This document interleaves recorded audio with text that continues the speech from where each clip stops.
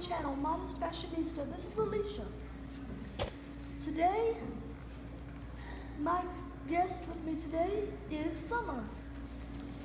Today we will be talking about why someone can be neurodivergent without being disabled. In a lot of cases, neurodiversity is viewed as a disability. And it is true that there are neurodivergent traits that are disabilities, such as Tourette's, autism, dyslexia, and ADHD. While all of these conditions that I have just named are a disability, they also come with strengths. However, there are neurodivergent traits that are not disabilities, such as aphantasia, hyperphantasia, and synesthesia. If you have been watching my YouTube channel, you know that I am a synesthete. I found out that I was synesthetic when I was 26. This is not an uncommon practice. Most synesthetes grow up not knowing about their neurodiversity. Most synesthetes grow up without knowing about their neurodiversity. In most cases, it's discovered by watching videos online or by talking to a friend. That's how I discovered mine. And that's how many people that are synesthetes discover it. Okay, is there something you want to say? I was wanting to talk about the aphantasia and the Hyperphantasia? So which one is considered what the majority of people see, you know? What? Which you think it's a spectrum, you know? Where Yeah, it's a people see spectrum. This and that. Where do you think most people fall on that spectrum? That's hard to answer because it's mostly told by self-reports. People that have hyperphantasia and aphantasia usually don't know about it until they are like 30, 50, or even 60 something. And they read an article online or they see videos online and they're like, oh wait, this seems very similar to what I'm going through. And they realize their neurodivergent trait. Well, tell people what those things are that matter, because I didn't know what that thing was, but I didn't know the name of it until recently. So tell the viewers what aphantasia and hyperphantasia means. Aphantasia is like you're totally blind in your imagination. You can't see things in your imagination. Some people can get a little sparkler of something, but then it disappears. And some people have absolutely no visual imagery at all, even if their vision is perfect. You can be completely blind and have aphantasia, but that's not always the case. Actually, a lot of aphantasics are sighted. Scientists once thought that to have aphantasia, someone had to be totally blind. That's not the way it works. There are some cases like that, but a lot of them are actually sighted. Even though someone may not have visual imagery, like in their imagination, when they dream, not all, but some of them will dream in images. I dream in images. What do you dream in? Images? Yeah. I dream in images. If I say picture a bunch of grapes, what does your mind see? Rakes? Grapes. Grapes? You just see grapes? Grapes. Do they have color or are they black and white? It's kind of like a light purple. Yeah. And there's a brown tree behind them. I thought you said rakes. Yeah. So I was like, oh wait, rakes. I saw rakes in my mind. Hyperphantasia is literally the opposite of aphantasia. Hyperphantasia is like someone can hear something, see something, taste something, feel something, and smell something in their mind. And it's realistic. not everyone with hyperphantasia, but some of them have a difficult time telling the difference in what they're actually experiencing in the real world and what they experience in their mind. I think I may have some hyperphantasia, but I definitely don't have it on that level. I agree, I'm able to tell the difference in what's happening in my mind and what's happening in the external world. However, I have always been able to hear something, smell something, taste something, feel something, and see something in my mind. This imagery, this visual imagery, it's very vivid, but it's never clear. And why is it not clear to other viewers? Okay, in case you don't know, I have glaucoma and retinopathy of prematurity. And I also don't have a lens in my right eye. I'm aphakic. A short time before I started kindergarten, I had an eye surgery. I don't remember for what, but anyway, the doctor removed the lens out of the eye that is able to send images to the retina. The retina in my right eye actually does capture images. But because of the glaucoma, the optic nerve is not able to send all the information to my visual cortex.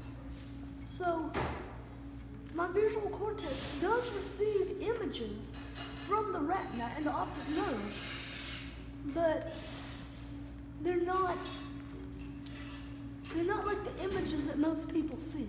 It gets lost in translation. Yeah, something like that. But that's why you don't see clearly, is because you said earlier, because you didn't get recorded clearly. Yeah, it don't get recorded clearly. Yeah. Well, the lens, But you see it as clearly as you can. Yeah. So, yeah, I see it as clearly as I can. Aphakia is actually not that uncommon of a situation. There's a lot of people that are missing either one or both lenses.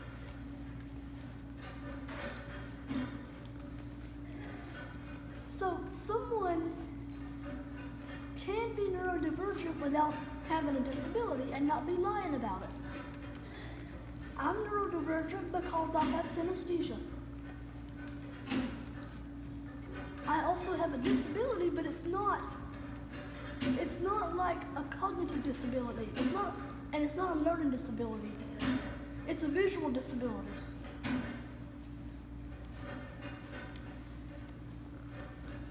You know what's so fascinating? what's happening?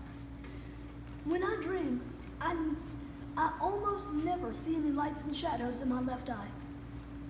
Oh, really? Yeah, most of that is reserved for real life. The only time I have light and shadow perception in my left eye in a dream is if it's like a creepy dream. I don't understand that. Dreams are different, you know? Yeah. You ever have the same dream more than once? Oh yeah, that's happened to me. I find neurodiversity and neuro-ophthalmology to be fascinating. For those of you who don't know, neuro-ophthalmology is the study of the way that the eye communicates with the brain.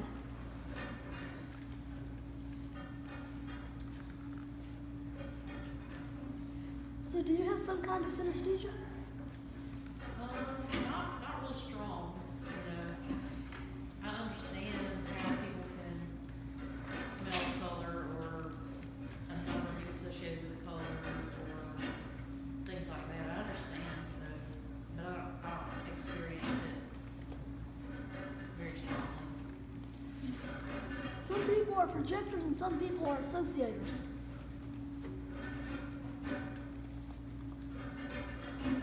Anything else you want to tell the viewers about aphantasia and hyperphantasia or anything else? People that have projective synesthesia experience it externally. People that have associative synesthesia experience it in the mind's eye. I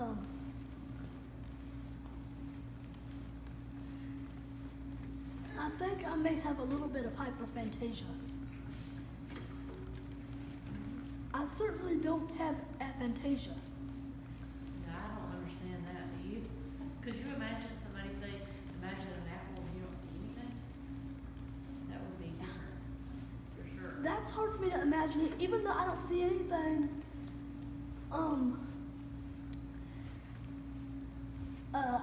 I see lights and shadows out of my left eye if I position it a certain way, but I don't receive any images on that side, both when I'm awake and if it's a dream. But when I hear imagine an apple, I see an apple behind my right eye in my visual cortex. Yeah. So when you hear someone say imagine an apple, are you seeing it bilaterally in your mind or like only on one side? Bilateral? I can only do it like up to the nose point. Oh, really? Like past the nose, it's like there's no information. I don't know if that makes sense, but I can't visualize past my nose Yeah. going towards the left side. No, mine's further out because that's how I normally see the world.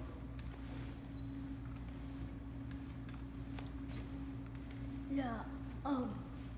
So do you think you have some hyperphantasia? Oh yeah, I imagine things when people say it. I definitely imagine the image and you know what it feels like, you know what it smells like. So yeah, Is it instant or is it forced? I think it's pretty instant. Yeah. For me, it's instant.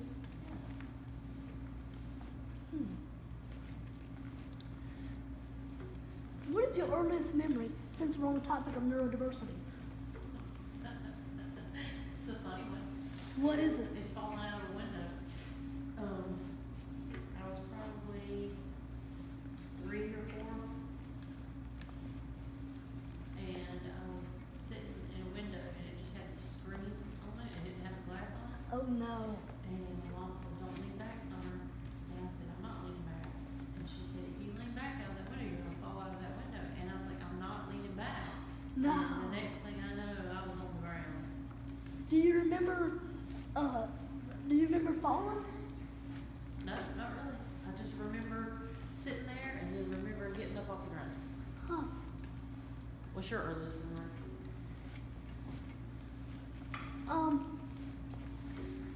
When I was little, like from the time I was born until I was like 4 months old, I was in the incubator because I was born prematurely. In my mind, I can still see the incubator. There's no way. Yes. You think so? Yeah, there was a incubator wall to my right, and there was like a corner with a red light in it, and behind me, which with me laying down like in the incubator, the other wall would be behind me. And then over on the left, there was a window. And then like next to my left foot, between that window, there was like, it wasn't really a wall, but it was like what the wall was made out of. It was like a, you know how cars have like, not really a wall, but like a partition between the glass doors, the glass windows? Yeah. Yeah, it was like that, but it wasn't a door. It was like, kind of like a little wall, but not really a wall. It was more like a thing that was between that window on the left, and there was a window in front of me, which would be literally in front of me. The incubator was hard. It was small. There was a lid on top of it that it could be flipped up and down. The red light in the corner was a heat lamp. I was wrapped in something like saran wrap. I was wrapped in something like saran wrap. I couldn't keep in my body heat. So they had to wrap me up in something similar to saran wrap so that I could hold in the body heat better.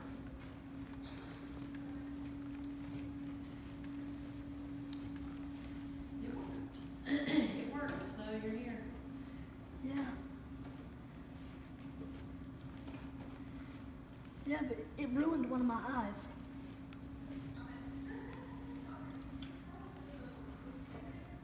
I don't remember being able to see out of that eye. When I was in the incubator, I had some light and shadow perception in my left eye, like I do now, but I don't remember being able to see out of it. Sometimes when I was in the incubator, I would turn my head to the left.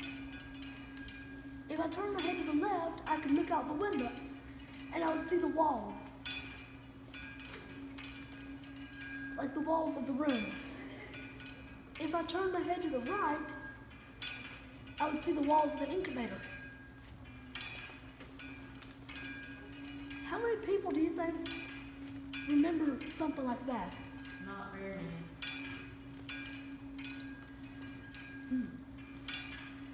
Guess maybe those people who have like eidetic memory or whatever it's called. Yeah, eidetic memory, photographic memory.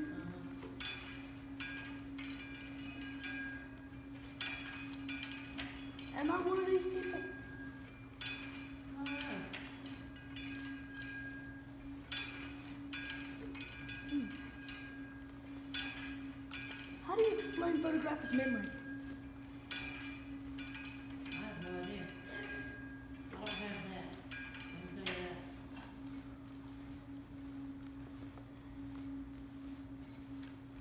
that. I think it means that you remember what things look like.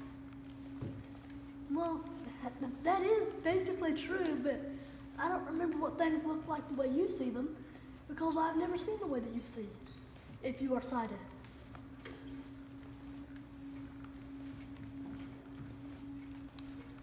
Now, that would be an interesting thing to find out. Yeah, that'd be an interesting topic to research. Yeah. I have a theory though. So some people are born prematurely. So they put them on oxygen and they put them in the incubator to keep them alive. And sometimes they get retinopathy of prematurity. So with retinopathy of prematurity, the blood vessels in the retina grow too fast and they burst and leak blood onto the retina and it detaches it. That's what retinopathy of prematurity is. But if that happens in the incubator, when someone is born prematurely, wouldn't their brain grow faster than most people's, making them neurodivergent? Not always disabled, but neurodivergent in some way. I don't know. What makes you say that? Most people don't remember anything from before they were like 4 or 5, maybe 3.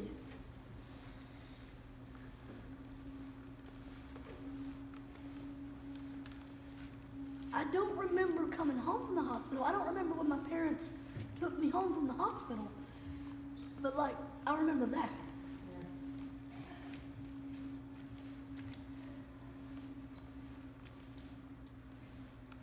All right, want me to stop the video? What else? Yeah, we can do part 2 on this today. Okay. We'll do a part 2. Thank you for watching this video. Please subscribe to my channel.